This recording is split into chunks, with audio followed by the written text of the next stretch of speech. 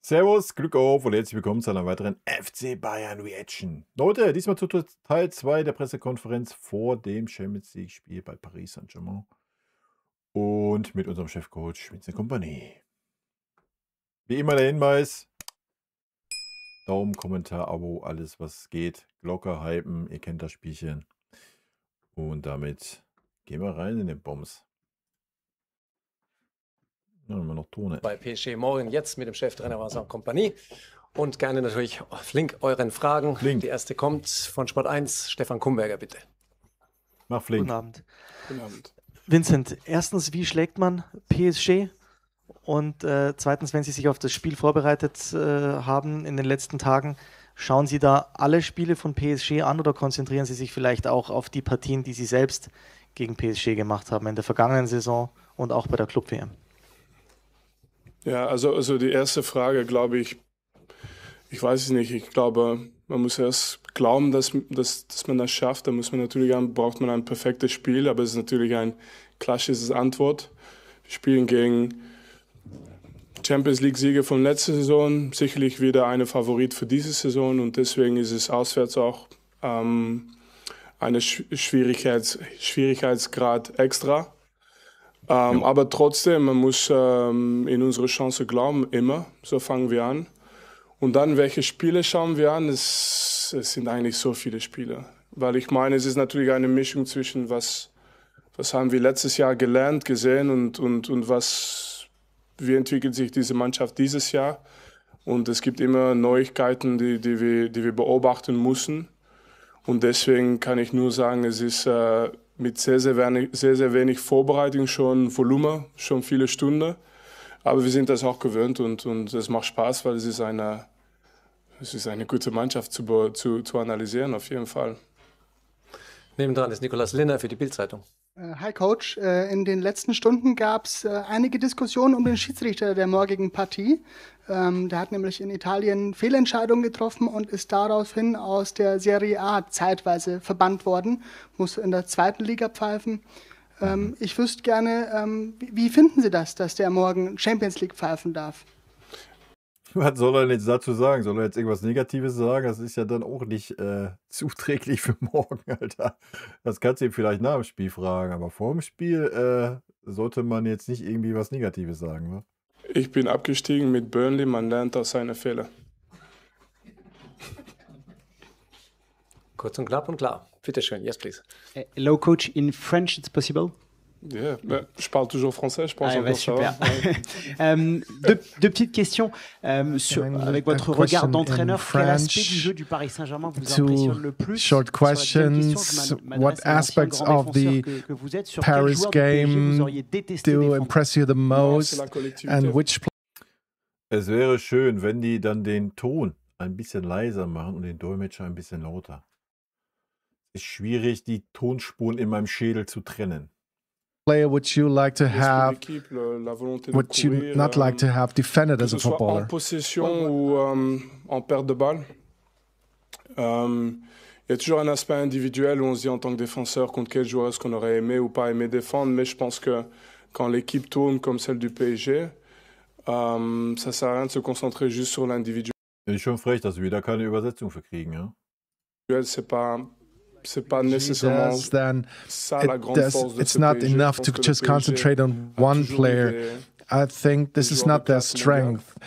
It's Mais la force, c'est le collectif. Et more c'est ce qui nous about rend aussi forts. world-class players Et that c'est ce qui rend PSG ce match always intéressant had, parce que but ce sont deux this is équipes qui ont un aspect strong as collectif well. très très poussé. And that's what makes this game tomorrow so interesting. Okay, dass wir nicht nur auf ein Spiel achten müssen, sondern auf die ganze Mannschaft. Ich verkürze es mal. Das, was ich rausgehört habe. It's about the Dann wieder oben collective. in der Mitte, Tobias Altscheffel für Sportbild, bitte. Hi Vincent, diesmal wieder auf Deutsch.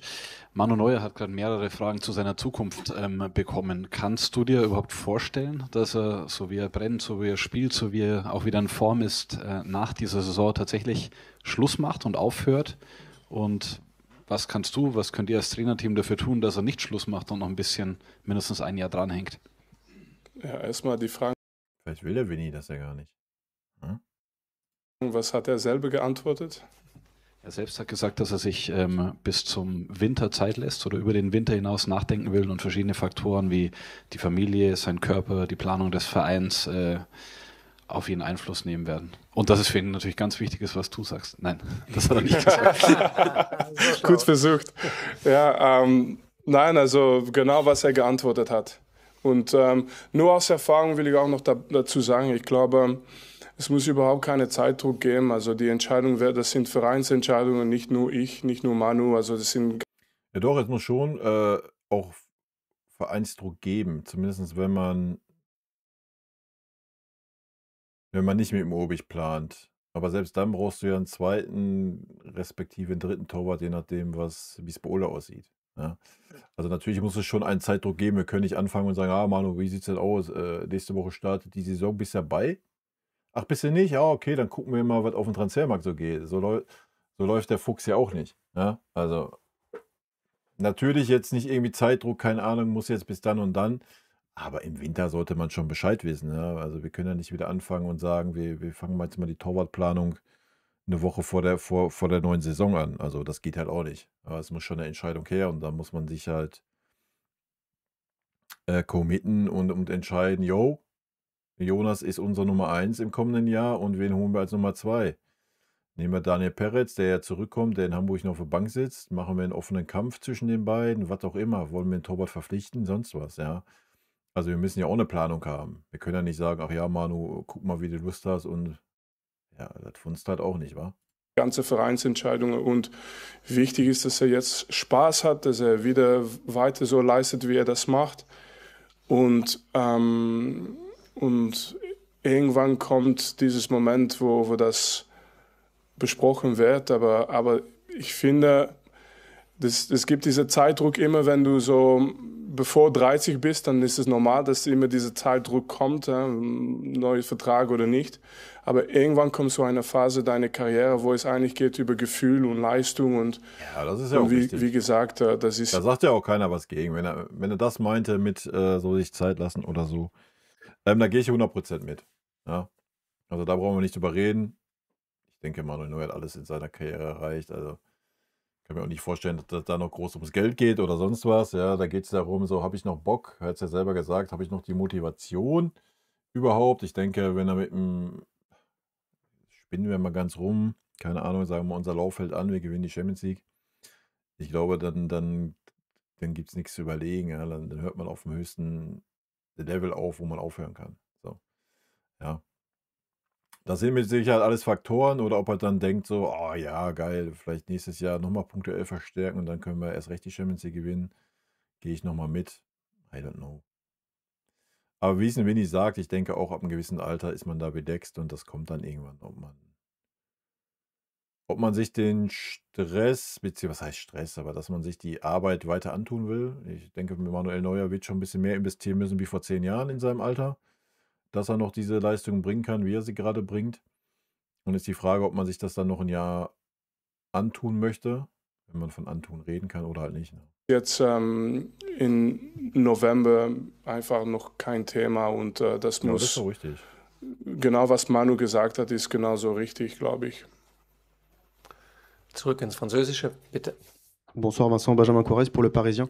Vous avez dit qu'il ne fallait pas se concentrer côté PSG sur les individualités. Malgré tout, il y a quelques joueurs qu'on... You said you must not concentrate on the individual talent of PSG, but there's Nuno Mendes in Paris and he's had good performances so far. He was participating in 4 goals and you must not forget his play as well.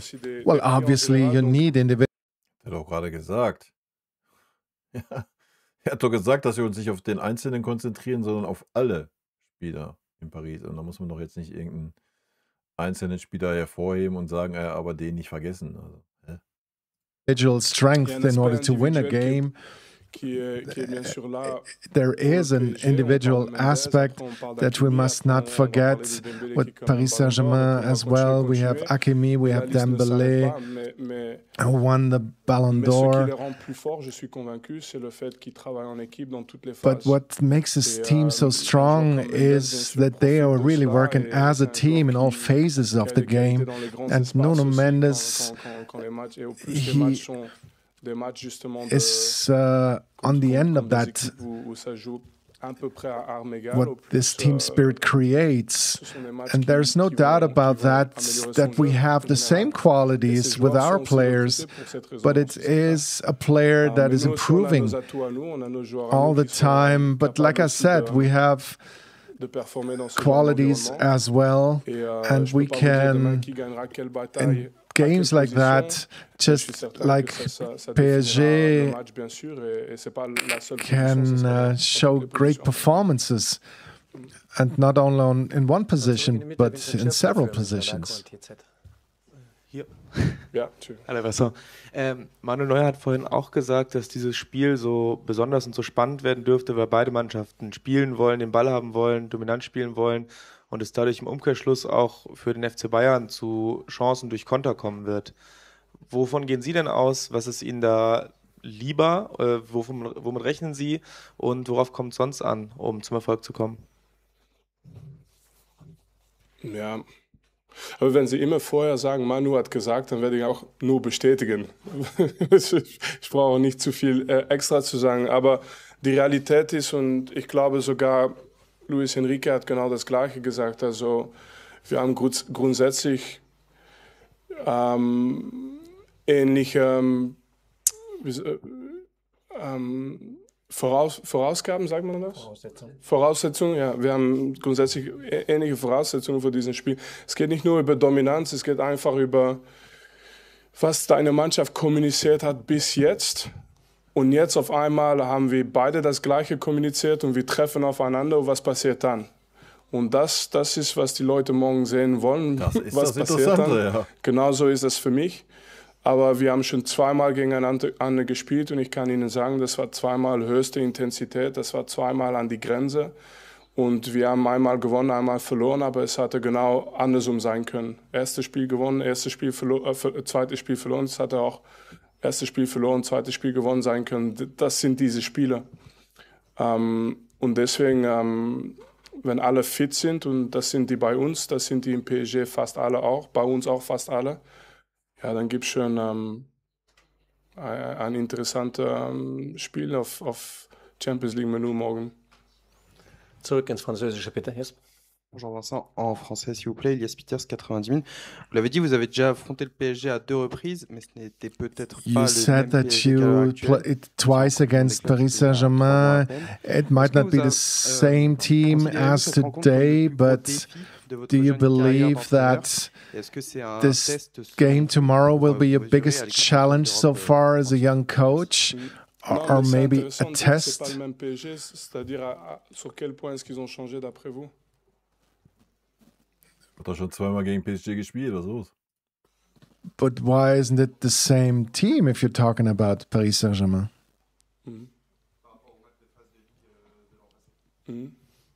Mais c'est intéressant de le dire parce que si on regarde in comparison to the league phase, maybe. Well, it's interesting if you're looking at it this way. If you're only looking at the result, then you could see that Paris Saint-Germain was suffering in the Champions League, but they played a great league phase. And if you're looking at it, then you can tell that they're dominating in every game, and they have the good results, and this definitely reflects what they are showing during the season. Paris Saint-Germain in 2024 was very good as well when we were playing against them. And when we were facing them in the Club World Cup, they also really were in a good state. They had good players that were improving with time, and I think the steps that PSG made are the same that we are doing. And in this game, This game is going to be decided by small details, and I don't think that it's been a big turnaround that this team had, but it's more of a continuous development of that team. Auf Deutsch wieder bitte, Carrie Howe für Sky. Ja. Hallo hier.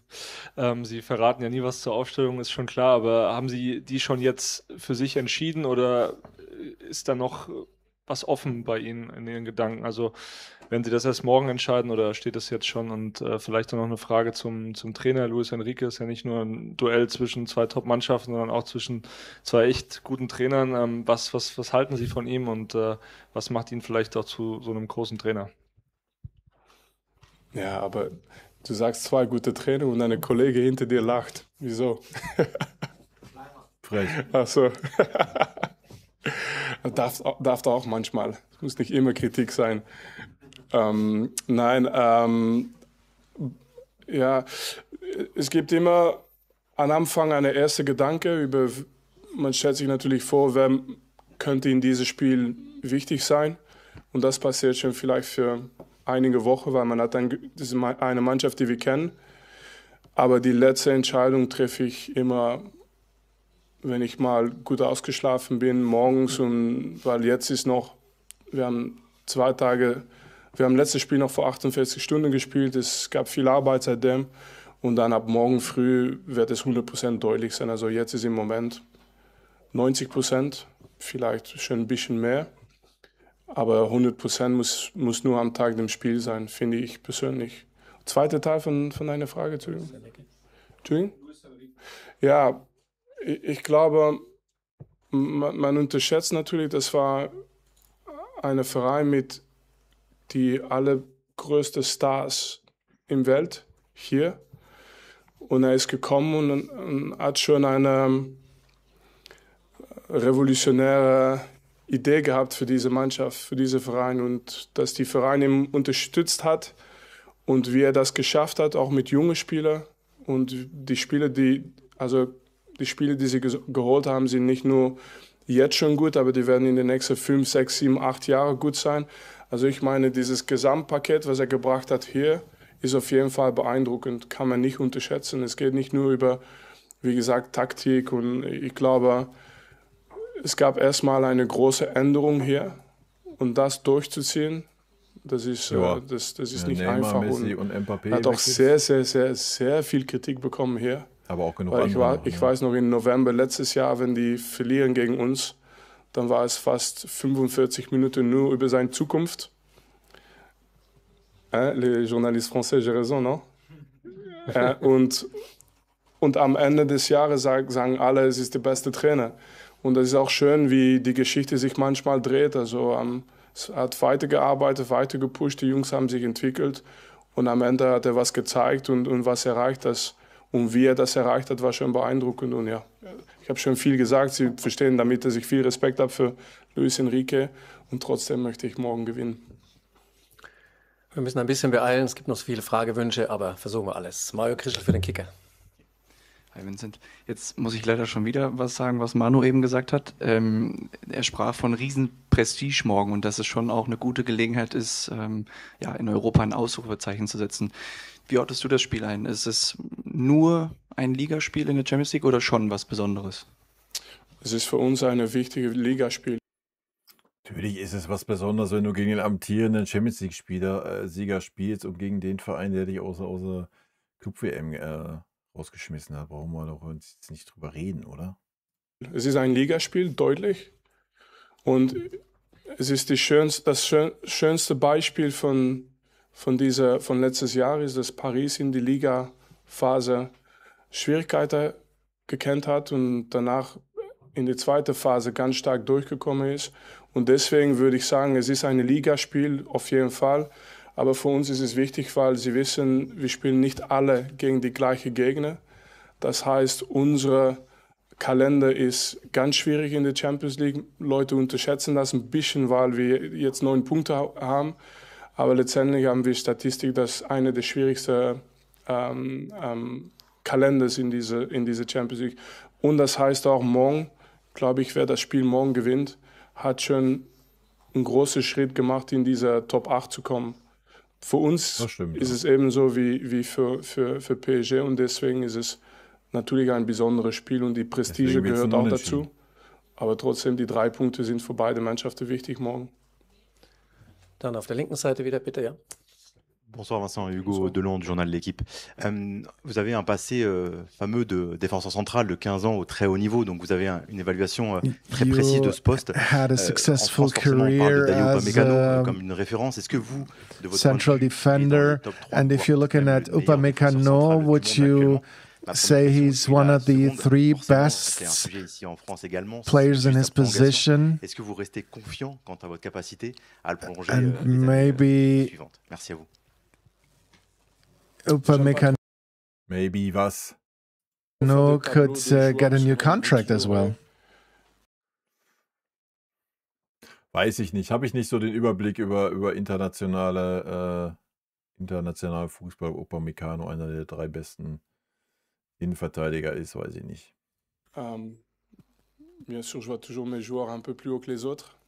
Un petit peu chauvin à ce niveau-là. Well, I see my players always better than everybody else, but what I can say is that Upa so far has been a very important part of our team. And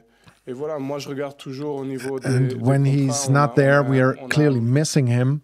On a des rôles bien définis dans le club, on a un directeur sportif, on a we have clear, defined roles in our club. There is the sporting director. And it's not only me who makes decisions, it's the club that makes the decision. And I'm watching the practice sessions. I can judge how he works in practice, how he's improving, and how he's leading our team, and I see him as a happy player, and that's the basis for the future of a player and was soll auch ein Vinny dazu irgendein Vertragsgespräch sagen? The club as well. Julian Buhl für T-Online, bitte. Sie sind ja mit Bayern perfekt in die Saison gestartet. Was würde da jetzt ein Sieg in dem Spiel morgen hier beim amtierenden Champions-League-Sieger bedeuten? Und welche Rolle spielt vielleicht auch diese besondere Rivalität, die in den vergangenen Jahren zwischen Bayern und PSG entstanden ist? Ja, es sind 2 unterschiedliche Geschichten. Für uns erstmal ein Sieg bedeutet großer Schritt Richtung Top 8. Und das bedeutet genauso das Gleiche für PSG. Und die Rivalität, glaube ich, entsteht, weil 2 große Vereine oft aufeinandertreffen. Ja. Aber ich glaube, dass das Spielverlauf von den letzten 2 Mal auch für die neutralen Fans, glaube ich, sehr interessant war. Genau. Und ich sage das nur, weil es gibt 2 extreme Gedanken, die aufeinandertreffen.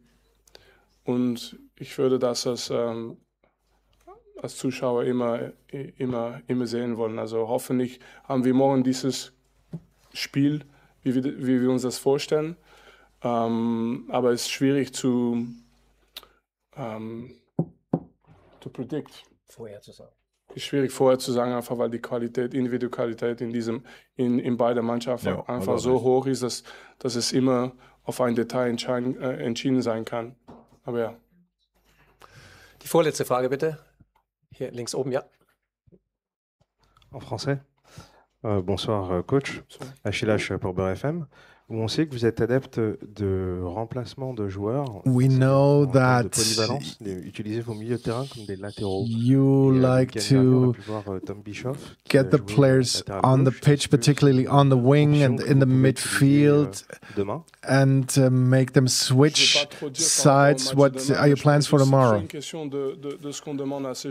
Well, I don't want to get into detail about the game tomorrow, but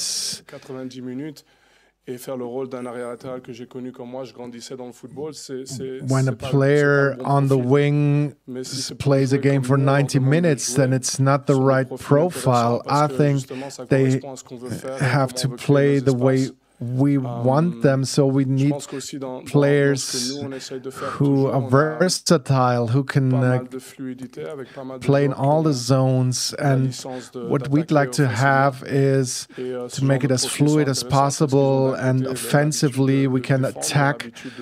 And that's why I'm trying to pick out those particular profiles and try to get them into the game as substitutes. And I want my players to play in between the lines, and so those profiles of the players really fit to the tactics, but we have to adapt. Ja, er wird ja nichts ändern. Ja, Stunny wird, wenn, dann Linksverteidiger spielen, Conny Rechtsverteidiger, gehe ich von aus. Ich glaube nicht, dass er jetzt anfängt, das irgendwie umzustellen und einen Stunny auf die rechte Seite zu stellen. Also kann ich mir nicht vorstellen, würde mich überraschen, aber wer weiß. Möglich ist ja immer alles im Fußball, ne? To the opponents as well. Hello, Vincent. The question is actually about Harry Kane. This season he seems to be playing a bit of deeper. Was it your decision, or is it about the reading of the game of Harry Kane? Yeah, I mean, it's interesting because it's something that's been probably talked about more this year than it was last season. But his role has not changed that much from last season. Naja, er übernimmt einfach, also ich glaube, also die Rolle hat sich nicht geändert. Harry Kane hat sich letzte Saison auch schon fallen lassen, alles ist gut. Aber Harry Kane ist viel, viel mehr jetzt nochmal der Leader. Ja, seitdem Thomas Müller nicht mehr so da ist und nicht auf dem Feld ist. Ich meine, war auch letzte Saison nicht viel auf dem Feld, Thomas Müller. Aber Harry Kane ist noch mal ein Stück da reingewachsen. Ja? Er ist noch ein bisschen. Und ja, wir haben Harry Kane selten am eigenen 16er letzte Saison gesehen. Das haben wir diese Saison schon öfter gesehen. Also er geht einfach noch mehr in dieser Rolle auf, würde ich sagen. Ja, ich glaube, so kann man es ganz gut beschreiben. Und klar, wenn Nicolas Jackson auf dem Feld steht, dann ist Harry Kane vielleicht auch ganz klar noch mal einen Tacken tiefer, wie es letzte Saison war. Of course, like I said, over a period of time you evolve, and your understanding of the role and your own interpretation of the role evolves, and the team works around you. So I would say that it's a bit of a mix of creating the conditions for him to do what he does really well, and at the same time making sure that he is where he's always scoring the goals as well, you know. So it's a little bit of a, but Harry has a lot of experience. He has a good feeling for the game. I don't want him also to be totally controlled by myself. I don't want that. I want him to feel the space. I want him to, and I want the other players to adapt to what Harry does. And I'm not saying it because I know that for tomorrow's game, every game is different. But I think it's important to understand that us as coaches, yes, we have ideas, but a lot of the ideas we get are also given by the players, so we have to work around that. And Harry has not necessarily had a big different role than last year, but he's evolved in how probably he sees the role, and as long as the balance is there between doing that and scoring goals, then it's our job to work around that and support it. Okay, vielen Dank, Vinny. Danke. Freuen wir uns auf ein großes Spiel morgen. Bis dann. Servus. Freuen wir uns auf jeden Fall, Leute. Wir freuen uns auf jeden Fall. Also ich freue mich auf jeden Fall. Ich weiß nicht, wie es bei euch ausschaut. Ja. Ich freue mich. Ich habe es gesagt, mein Tipp 2-2. Ich freue mich natürlich auch, wenn wir gewinnen. Ja. Definitiv würde ich bevorzugen. Ich bin sehr gespannt auf das Spiel. Ja. Wir haben alles dazu gesagt und von daher, rot-weiße Grüße gehen raus. Viel Spaß beim Spiel morgen. Haut rein. Vielen lieben Dank für euren Support hier auf dem Kanal. Und in diesem Sinne, gute Freunde kann niemand trennen. Gute Freunde sind wir allein, weil sie eines im Leben